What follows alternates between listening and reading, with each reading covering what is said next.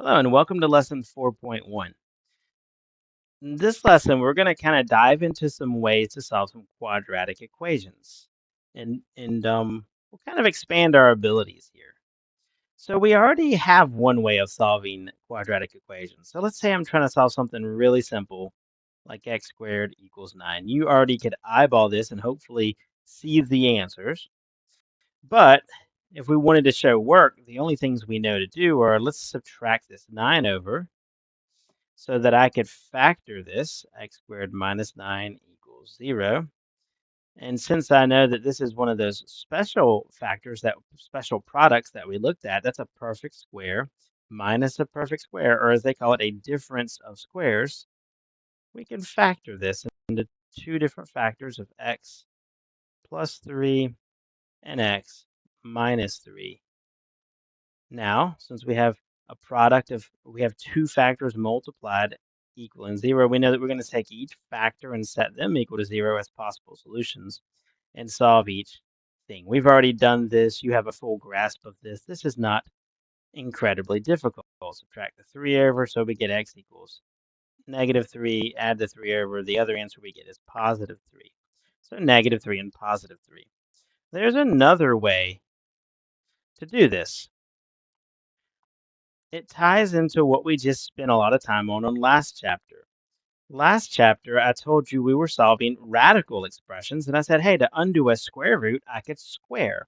So I have a question for you. If I want to get rid of this square, can I square root both sides? Square root the left side?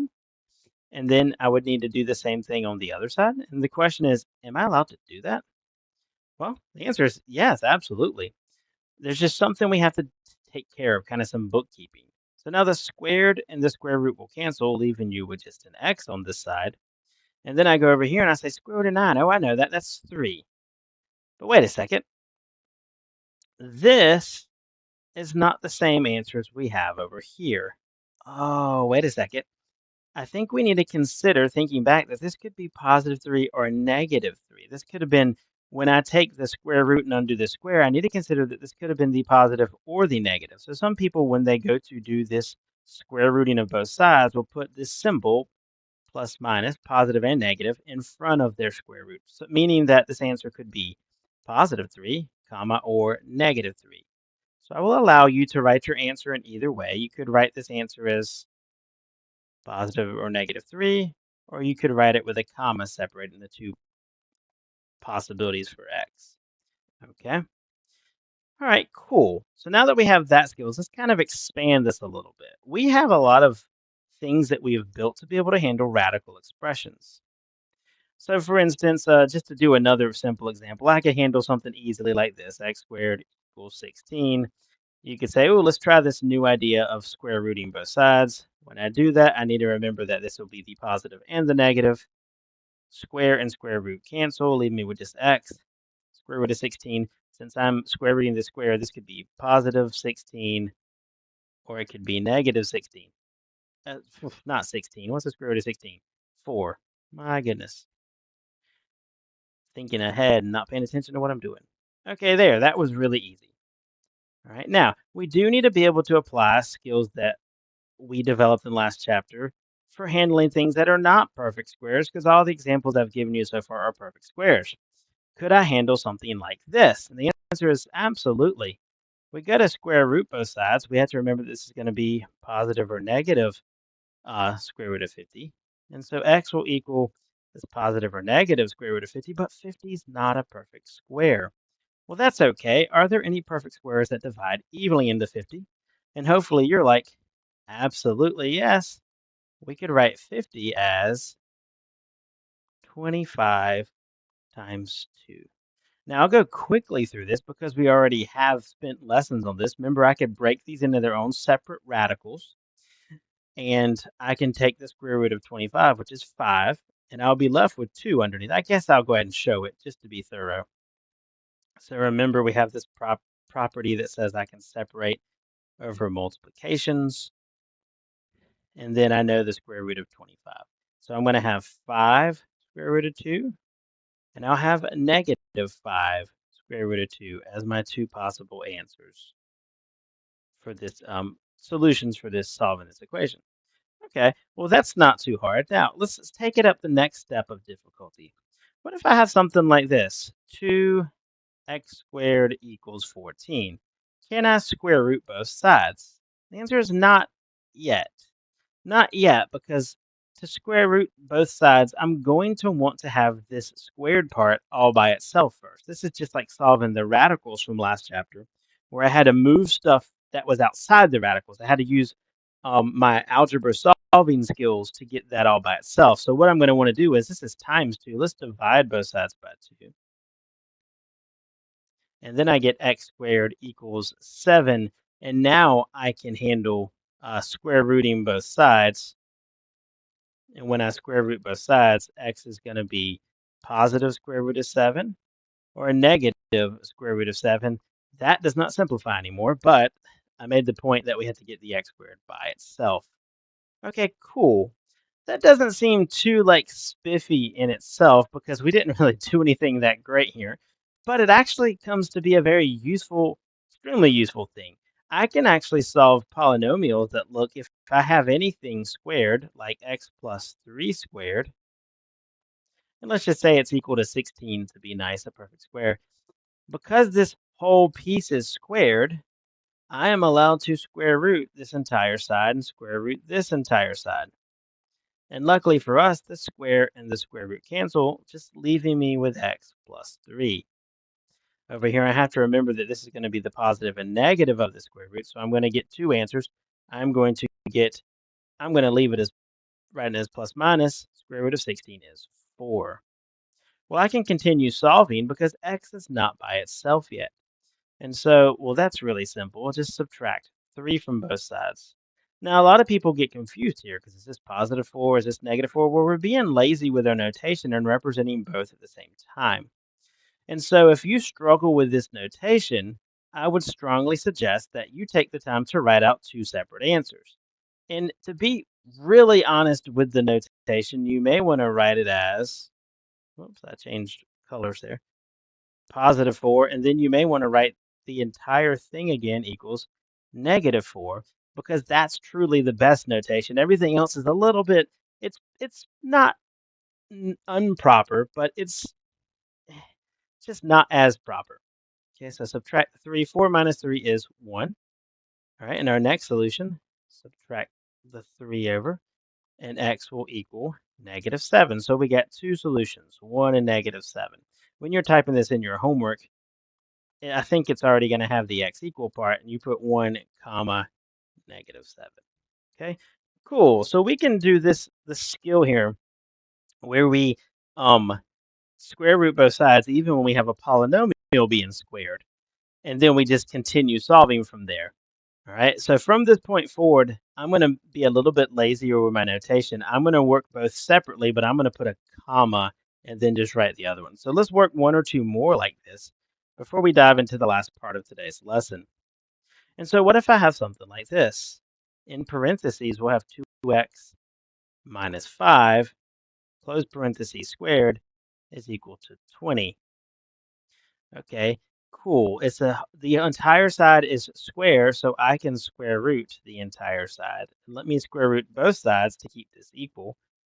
The square and the square root cancel. I will have 2x minus 5 equals, and here's where I'm going to abuse notation a bit just to be a little bit lazy. I will allow you to do this as well, but because we know it's positive and negative square root of 20, let's do the positive square root of 20. And I'm just going to lazily put comma, negative square root of 20, because when I get to the end, I always write my answers blank, comma, blank anyways. So that'll kind of be the same. Now, this is horrible math notation because technically I'm doing two equations at once, but I will allow it as long as you're careful and don't make mistakes. If you start to make mistakes, then I will strongly suggest that you write out the entire other equation equal to negative 20. Write it out all over again. So what does that mean when I go to solve this? I'm going to have to add 5 to both sides, but I'm adding 5 to positive 20, and then I'm doing it again to negative 20. So I'm doing it twice.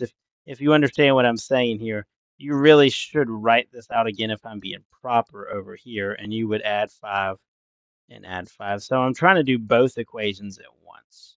Okay, both of our solutions. Now, this is a radical part. This is a whole number part. I really can't do anything besides put them added together. So I may write it this way, 5 plus square root of 20. And then my other answer would be 5 minus, because it's negative, square root of 20. Now, can I reduce square root of 20 anymore? Well, the answer is yes. Whether we want to do that at the beginning, probably the best practice to do at the beginning or the end, it doesn't really matter. I'll go ahead and save it for the end. I'll divide everything by 2. And so then I get x equals this, 5 plus square root of 20 over 2. And the other answer is 5 minus square root of 20 over 2. Now, I probably should have done the square root of 20 simplification first, but let's just do some scratch work out to the side to simplify that. Square root of 20, let's see, because it'll be the same in both answers. Square root of 20, any perfect squares that divide evenly into 20? The answer is yeah, 4 does. So I could write that as the square root of 4 times the square root of 5, which would just be 2 square root of 5. So let's get a little more paper here. So write this last piece out. So x will equal to 5 plus 2 square root of 5 divided by 2. That's one answer. And the other answer is 5 minus 2 square root of 5 divided by 2. Okay. All right. So now, this is kind of neat because if later in the course we'll study something called the quadratic formula, then you'll see that our answers will end up looking exactly the same way. Um, hmm. And if I try to factor this, this is going to FOIL this out and subtract the 20 over and factor it. It's going to be a mess. It's not going to factor to anything nicely. It's not going to factor at all. So this gives us a nice way to solve these. So now I want us to think a little bit. What if I gave you something non-factorable and I said, can I just do this with it? Can I just have some polynomial squared and square root it? The answer is yes, but there's going to be some work to do that. And to do that, we do something that most people are really scared of called completing the square. Now, completing the square is actually pretty simple. Most people are just afraid of it because of kind of how we teach it. I think we make it seem like a bunch of scary steps that are really difficult and really crazy, um, and really kind of out there. But it's pretty simple. So you know whenever you're looking at a polynomial, let's just write out one with no true coefficients. We'll write it out with letters for the coefficients, with variables. So ax squared plus bx plus c. So that's what they've named these numbers. These are all usually numbers, a, b, and c, right? And let's say this is equal to 0, and it's not factorable. So I can't factor these things. So what we want to do is we would like to have something so that I could maybe factor it, or maybe better yet, I would like this c to be something so that this ends up being a perfect square. So what we do is we say this c is no good. We'll just get it out of the way and move it to this side, and we'll add the perfect c here. Now, if I'm going to add something to the left side, I need to add that same thing to the right side. And then what we'll do is we'll have something factorable, and I'll show you how to carry on from there. But what we end up needing is we need to take whatever number this is, whatever that number is, and we divide it by 2 times a, and we square it. Now, for this lesson, we're going to be really simple, and we're going to go ahead and just give you all leading coefficients of 1. So if a is just 1, all we're going to do is take the middle number b, divide it by 2, and square it. You could see that if I replaced a with 1, 2 times 1 is just still 2. Okay, so for a equals 1, so for that leading coefficient, this is the perfect number to take this c's place.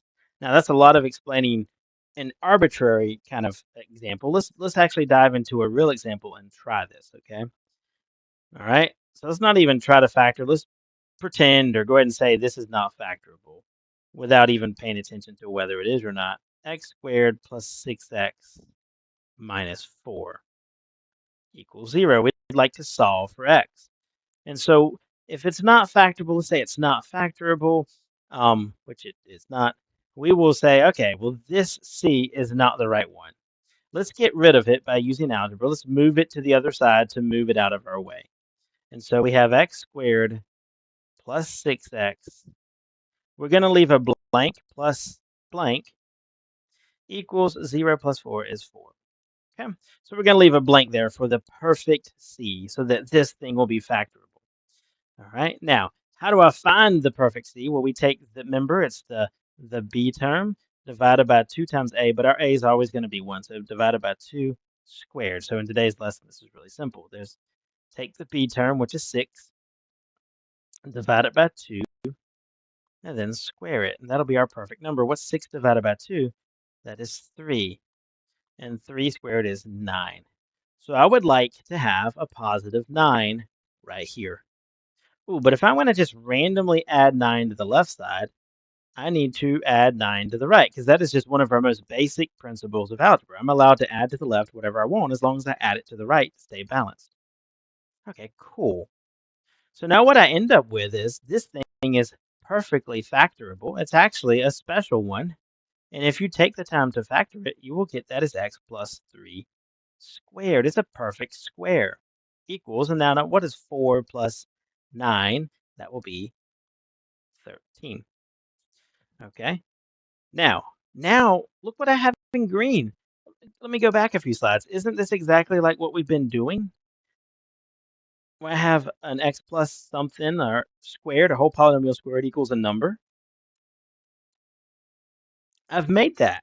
I can now get answers. This is really neat. So I can square root both sides. Now 13 is not going to simplify anymore, but that's okay. I can square root it. And when I square root both sides, I'm very happy that the square and the square root fall away. This is going to be positive and negative. And so I guess I won't be lazy with my notation, especially since this could confuse some students. So we'll have x plus 3 is equal to the positive square root of 13. And then we'll have x plus 3 is equal to the negative square root of 13. And I'm not quite done solving for x, but I'm one step away. Subtract 3 from both sides. So x is going to be negative 3 plus square root of 13. And over here, I'll subtract 3 from both sides. And that will give me what? Negative 3 minus the square root of 13. So while these aren't beautiful numbers, yes, they're in radical form and everything, they are the two solutions that when you plug them back into the original, will give you, we'll make this a true statement. Okay. One more example, maybe just to make you feel cozy before you try the homework, and I'll turn you loose. Let's go with one like this: x squared plus okay, 2x minus 6 equals 0. You say, oh man, this does not factor. So we'll try completing the square. We'll get rid of the wrong c's. So we'll add 6 to both sides. And so I have x squared plus 2x plus blank for the perfect c.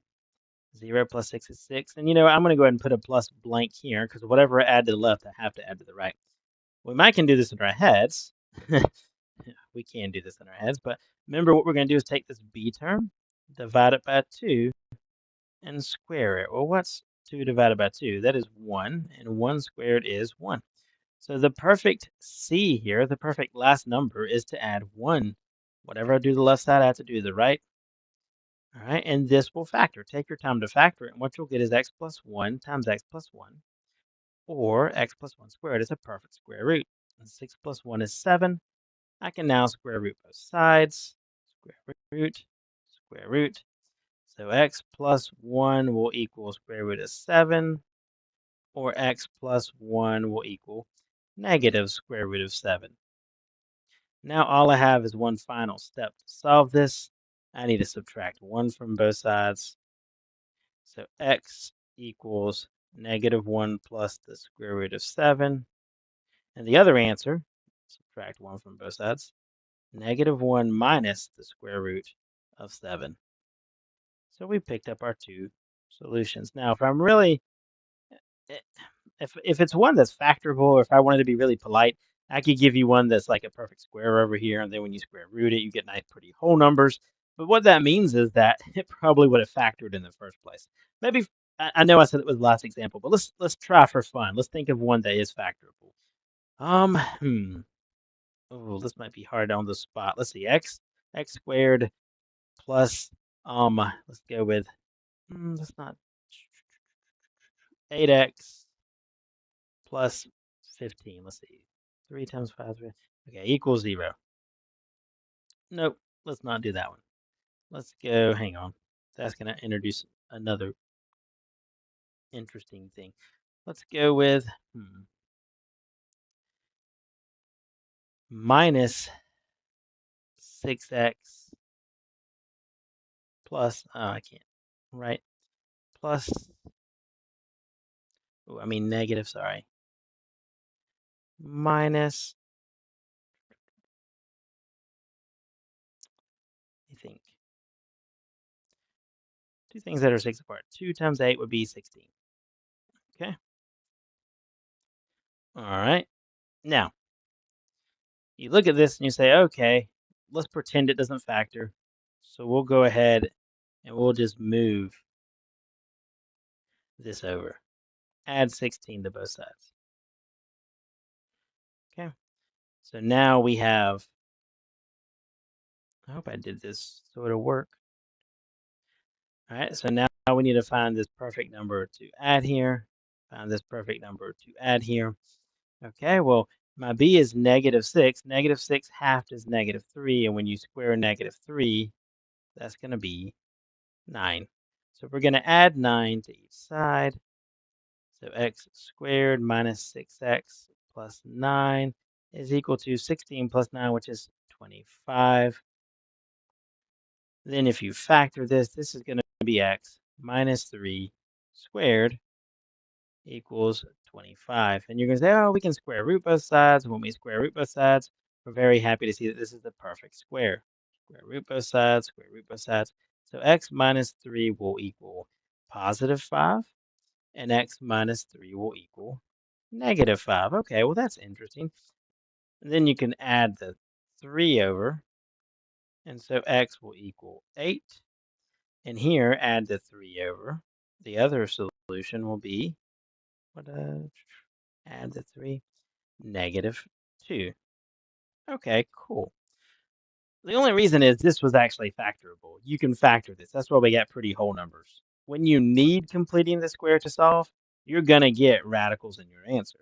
Okay, but just know that this works all the time. Even if it's one that could have been factored, you will get the same solutions. When you factor this, you will get x plus negative, or x plus 2 times x minus 8, and then you solve both of those and you get positive 8 and negative 2. Anyways, I didn't mean to ramble